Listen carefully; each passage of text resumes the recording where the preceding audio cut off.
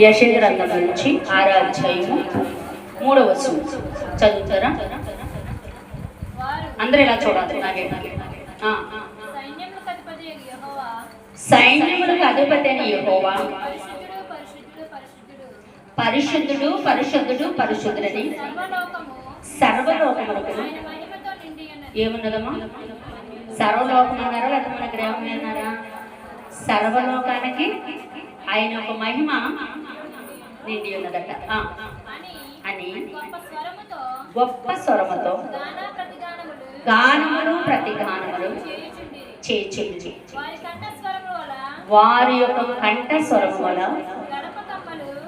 గడప కమ్ములు పునాదులు ఏం చేస్తున్నాయట? ఎవరు మీరు? దూతలు. అర్థమైందా? పరిశుద్ధుడు పరిశుద్ధుడు పరిశుద్ధుడని స్తుతి గానాలు అంటే ఇక నిత్యము మానకండగా ఆరాధిస్తూ సర్వ సృష్టికి అంటే భూమి మీద ఆయన ఎవరినైతే సృష్టించారో, ఏ భూమి, ఏ ఆకాశం, ఏ మనుషులు, ఏ పక్షులు, ఏవైతేనో అందరికీ కూడా ఏమంటున్నాడైనా మీ అందరికీ వినబడేలాగా, మీ అందరూ బాగుండేలాగా శుద్ధిస్తున్నాను నేను అంటున్నాను. మనం 10 నిమిషాలు శుద్ధించి అలసిపోతాం కదా శుద్ధి గానాలతో. మందిరపు వారి యొక్క ప్రార్థనలు చేయడం వలన, శుద్ధులు అందించడం వలన లోకంలో ఉన్న గడప కప్పులు కదులుచున్నవి. అలాగనే ఇంకొక మాట, నేను అయ్యో నేను అపవిత్రమైన పెదవులతో ఏమైనా మనం ఈ పెదాలతో మనం శుద్ధులిస్తున్నామా? ఇంకి అపవిత్రమైన మాటలు, అపవిత్రమైన వ్యర్థమైనవి అన్నీ కూడా పలుకుచున్నమాట. అయ్యో అయ్యో ఎప్పుడంటాం ఈ మాట? కష్టం వచ్చినప్పుడు మాత్రం వస్తుంది కదా ఈ మాట. అయ్యో అయ్యో నేను ఎందుకు చేయలేకపోయినని వస్తుంది. కనుక ఇక్కడ నరుడు చెప్తున్న మాట, అయ్యో నేను నా పెదవులు అపవిత్రమైన తండ్రి అని. ఎవరు జనాలంటే అంతనే ఎవరైనా నాలుగు అందరికీ ఉంది, కళ్ళందరికీ ఉన్నాయి కదా, అందరికీ ఉన్న అవయవాలే మనకి ఉన్నాయి. కానీ ప్రభు ఏం చెప్తున్నారు చూడండి, ఇక్కడ ఈ జనులందరి పెదాలు ఏమై ఉన్నాయంట? మేలేమి నివసించినట్టు లేవు. నేను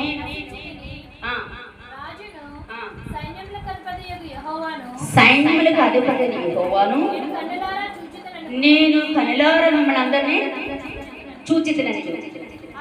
అప్పుడు ఆ షేరోములలో ఒకడు బలిపీఠం, తన బలిపీఠం అంటే ఎవరికి వారికి పరిశుద్ధులు పరిశుద్ధులను కొనియాడబడడానికి ఏమై ఉన్నారు? బలిపీఠం వద్ద మనం ప్రకటన గ్రంథంలో చూస్తే ప్రతి చోట కూడా బలిపీఠాలు దొరుకుతున్నాం. అవును కదా?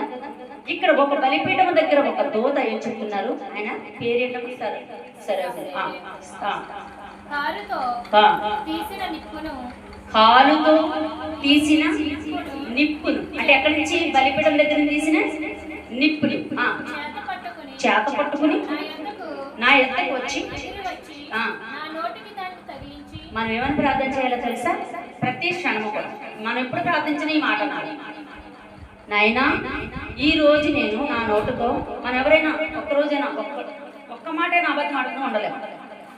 భర్త దగ్గర, పిల్లల దగ్గర, ఏదో మొత్తం చిన్న పెద్ద అబద్ధం ఆడుతాం కదా. దాని గురించి మాట ఏంటంటే ఆయన కాలుతో తీసి చేతితో పట్టుకుని నిప్పుని ఎంత కాదు ఒకసారి అర్థం చేస్తారు. నా పెదాలని మీరు కాల్చేయని అడగాలి. కాల్చమని కోరుకోవాలి. పెదాలు ముఖ్యంగా కాల్చమని అడగాలి. ఎందుకని? ప్రతి పాపము కడగబడ్డాడు.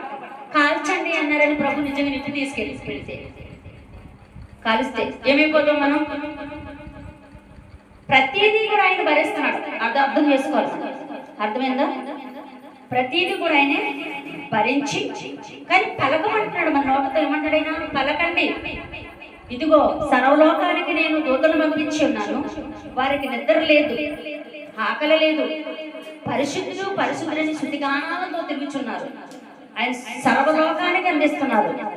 కానీ ఈ లోకములో ఉన్న జనులు పెదాలు మాత్రము అపవిత్రముతో ఉన్నాయి. కనుక ప్రభా ఇదిగో నీ నిప్పి తీసి బలిపీఠం దగ్గర కలహాలు కట్టించి పాపము దోషమని కడిగేయాలి ప్రతి దినం అడిగాడట. ఎవరండి అయినా? సరేబులో ఎక్కడ ఉన్నారా మీరు? చెప్పండి స్పీడ్గా. ఓకే. నీ పెదవులకు తగలను కనుక నీ ప్రతి పాపమునకును ఏమైంది? అప్పుడు మనం ఒప్పుకోవాలి ప్రతిదీ కూడా ఆయన దగ్గర.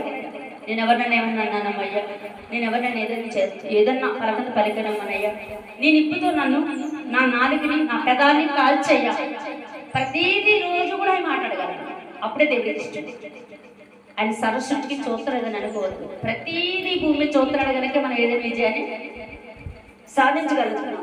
ఆయన పిలుపుకి, ఆయన ప్రార్థనకి మనం లోబడి ఉంటే ఏదైనా నేను సాధించగలను.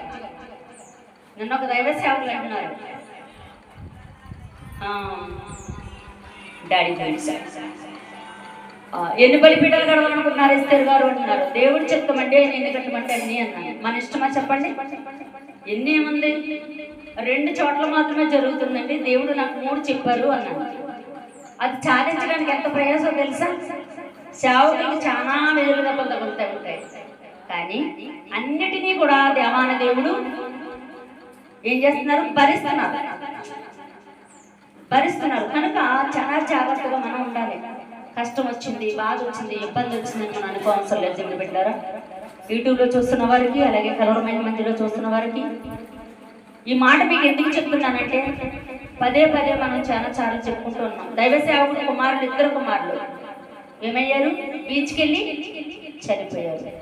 ఆయన ఏమన్నారో తెలుసా? నాకు చాలా ఇష్టం ఆ సహోదరుడు గారంటే. నాకు సంఘ బిడ్డలు ఇచ్చాడు, నా పిల్లని లోకంలో ఉంటే పాడైపోతారు, సేవ కంటే ఎక్కువ వీళ్ళ మగ బిడ్డలిద్దరు ఎక్కడికి వెళ్ళారని భయపడుతుంది.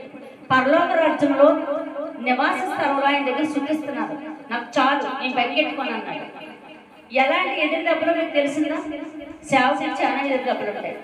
అందుకని ప్రతి ఒక్కరికి కూడా దేవుడు ఏం చేస్తున్నాడు? ఆయన ధైర్యం ఇస్తున్నాడు. ముందు ఎంత ఇస్తున్నది అన్నది కాదు, ముఖ్యంగా కావాల్సింది ధైర్యం లేక కదా ఆట ప్రోగ్రాం వచ్చేస్తున్నాయి. ధైర్యం కావాలంటే పరిశుద్ధ గ్రంథంలోనే ఉంది. దేవుడి స్తోత్రం, హల్లెలూయా. భర్త పోయాడు ప్రభు అని కూర్చున్నాను అనుకోండి, ఎవరైనా నాకు సహాయం చేస్తారా? దేవుడి మీద ఆధారపడ్డాను. భర్త లెక్క లేకలేక ఆయన ఒక కృపలో నేను ఎదుగుచున్నానని ఆశపడుతున్నాను. ఆయనలో కూడా మోసం ఉంటుంది భర్తలో, కానీ ఆయనలో మాత్రం పరమ తండ్రి దగ్గర మోసం లేదు.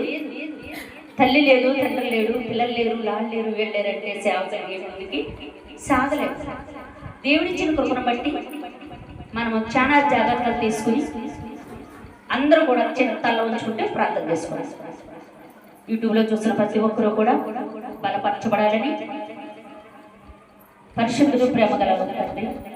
ఈ ఒక్క జూలై నెలలో మీరు మాట్లాడిన మాటలో ప్రతి ఒక్క నోట అగ్నితో కాల్చి పెదాల్ని పవిత్రతగా ప్రార్థించే భాగ్యం ప్రతి బిడ్డకి దయచేయమని యేసు నామమున అడుగుతున్నాను తండ్రి, ఆమేన్.